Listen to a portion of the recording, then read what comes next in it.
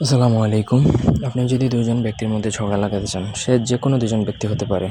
পুরুষে পুরুষে, পুরুষে মহিলায়, মহিলা মহিলায়, মহিলায় পুরুষে, স্বামী স্ত্রী, প্রেমিক প্রেমিকা, পরকীয়া করে আপনার হাজব্যান্ড ওয়াইফ এরকম, বা যেকোনো ব্যক্তি দুইজন, বা আপনার শত্রুর মধ্যে যে কেউ যে কারোর মধ্যে দুজনের মধ্যে বিচ্ছেদ লাগাতে পারবেন, অথবা 100 জনের মধ্যেও আপনি বিচ্ছেদ লাগাতে পারেন একটা নকশা দ্বারা। যতজনের নাম উল্লেখ থাকবে ততজনের সাথে বিচ্ছেদ হবে। এটা হচ্ছে শয়তানি একটা কিতাব থেকে নয়, যেটা শয়তানের বাইবেলেও পাবেন, আবার ইবলিশ কাতন্ত্র জাতীয় কিতাবেও পাবেন, কুফরি কালাম এটা।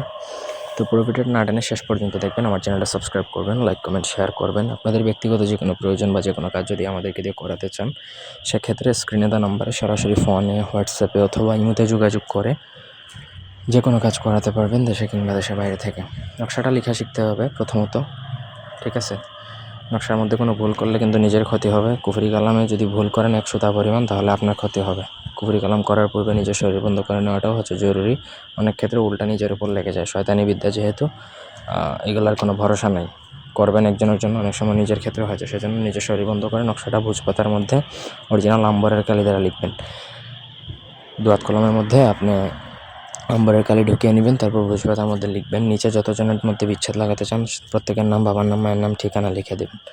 যে অমুকের পুত্র অমুকের সাথে অমুকের কন্যা অমুক, বা অমুকের পুত্র অমুকের বিচ্ছেদ হবে, এইভাবে লিখে দিবেন। তারপর আপনার মোটামুটি নকশা লেখা কমপ্লিট। একটা নকশা লিখলেই হবে। নকশাটা লেখা যাবে শনি মঙ্গলবার দিনে।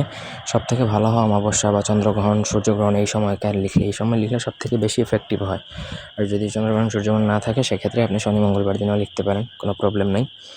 তো আপনি নর্মাল নকশাটা লেখা শেষ করবেন। শেষে আপনি একটা মাদুলিতে ভরবেন। মাদুলিতে ভরে আপনাকে যে কোনো জাগ্রত শ্মশানে দাফন করে চলে আসতে হবে। জাগ্রত শ্মশান বলতে যেখানে এখনও মানুষ পোড়ানো হয়, এরকম শ্মশানঘাটকে জাগ্রত শ্মশানঘাট বলা হয়। 3 থেকে 7 দিনের মধ্যে আপনার কাজ হবেই হবে, 100% গ্যারান্টি দিচ্ছি। ধন্যবাদ সবাইকে।